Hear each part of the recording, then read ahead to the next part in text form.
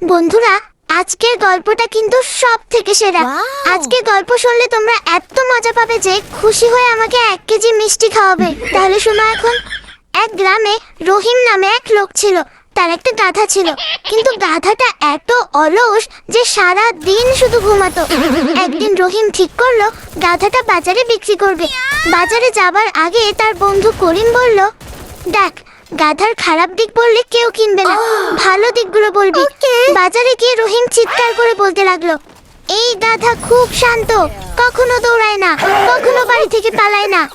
এক লোক এগিয়ে এসে বলল, সত্যি এত শান্ত? রহিম গর্ব করে বলল, অবশ্যই, সারাদিন এক জায়গায় বসে থাকে।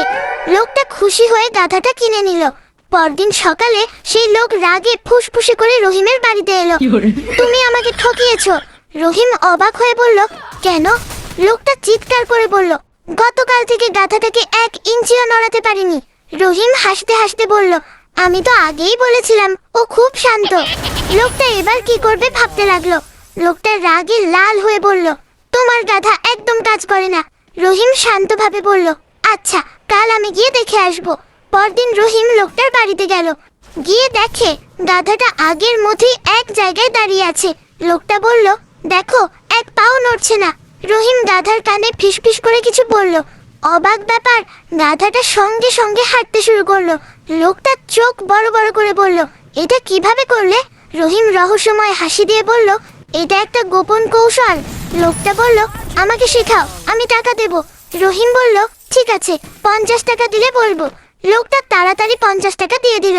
রহিম বলল, আমি ওর কানে বলেছি, আজ যদি কাজ না করিস তোকে আবার আগের মালিকের কাছে ফেরত পাঠিয়ে দেব।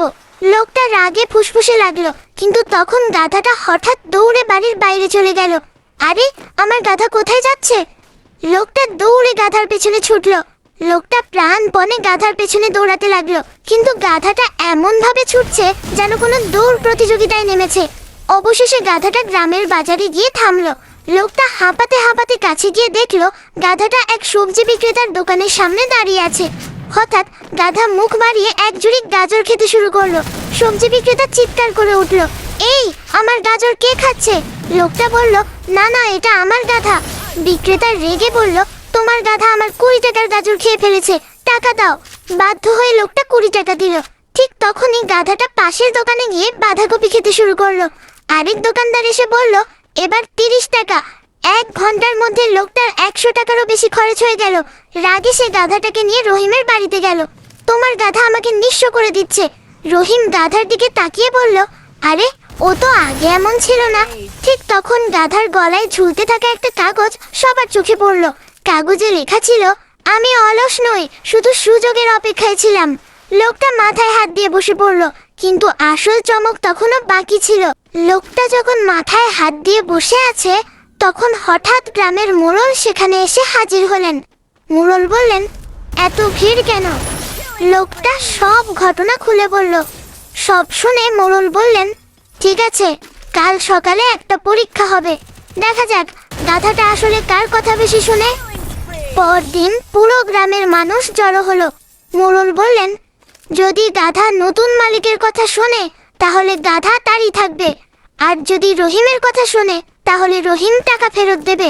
সবাই রাজি হলো। প্রথমে লোকটা বলল, গাধা, এখানে আয়। গাধা একবার তাকালো, তারপর হাই তুলে বসে পড়ল। গ্রামের সবাই হেসে উঠল। এরপর রহিম এগিয়ে এসে বলল, গাধা, যদি আমার কথা শুনতে পাও তাহলে একবার লাফ দাও তো। সবাই অবাক, গাধাটা সত্যি একবার লাফ দিল। লোকটা চিৎকার করে বলল, দেখলেন, এটা এখনো রহিমের কথাই শোনে। ঠিক তখনই রহিম হেসে বলল, একটু দাঁড়াও। সে গাধার পিঠ থেকে একটা ছোট থলে নামালো। থলের ভেতর ছিল গাজর। আসলে রহিম যখন কথা বলেছিল তখন গাধা গাজরের গন্ধ পেয়েছিল। পুরো গ্রাম হাসতে হাসতে লুটোপুটি খেতে লাগলো। কিন্তু তখনই গাধাটা হঠাৎ মোড়লের বাড়ির দিকে ছুটলো, আর তার মুখে ছিল মোড়লের খুব গুরুত্বপূর্ণ একটা কাগজ। গাধাটা মোড়লের গুরুত্বপূর্ণ কাগজ মুখে নিয়ে এমন দৌড় দিল যে সবাই তার পেছনে ছুটতে লাগলো। মোড়ল চিৎকার করতে লাগলেন, আমার কাগজ, ওটা হারালে বড় সমস্যা হবে। পুরো গ্রাম এখন গাধার পেছনে দৌড়াচ্ছে। হঠাৎ গাধাটা গ্রামের মাঠের মাঝখানে গিয়ে থেমে গেল। সবাই হাঁপাতে হাঁপাতে সেখানে পৌঁছলো। কিন্তু আশ্চর্যের বিষয়, গাধা কাগজটা ছিঁড়েনি, বরং কাগজটা মাটিতে রেখে শান্তভাবে দাঁড়িয়ে আছে। মোড়ল কাগজ তুলে দেখে অবাক হয়ে গেলেন। কাগজের পেছনে একটা লেখা, যে সবাইকে দৌড়াতে পারে সে অলস নয়। গ্রামের সবাই হো হো করে হেসে উঠল।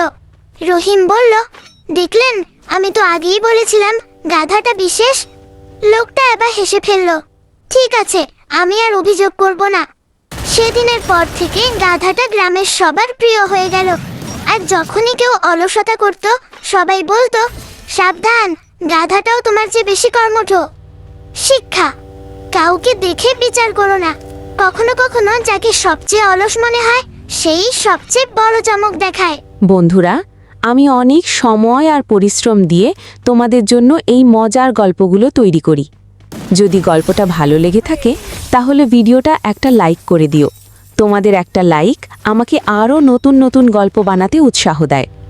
আর কমেন্ট করে জানাও গল্পের কোন অংশটা তোমার সবচেয়ে বেশি মজার লেগেছে। তোমার বন্ধুদের সাথেও ভিডিওটা শেয়ার করো, যাতে তারাও একটু হাসতে পারে। আর যদি এখনও চ্যানেলটা সাবস্ক্রাইব না করে থাকো তাহলে এখনই সাবস্ক্রাইব করে পাশে থাকা বেল আইকনে চাপ দাও। তাহলে আমার পরবর্তী মজার গল্প, কুইজ আর ফানি ভিডিও সবার আগে দেখতে পাবে। তোমাদের ভালোবাসা আর সাপোর্টই আমার সবচেয়ে বড় অনুপ্রেরণা। ধন্যবাদ সবাইকে। ভালো থেকো, হাসি খুশি থেকো। দেখা হবে পরের ভিডিওতে।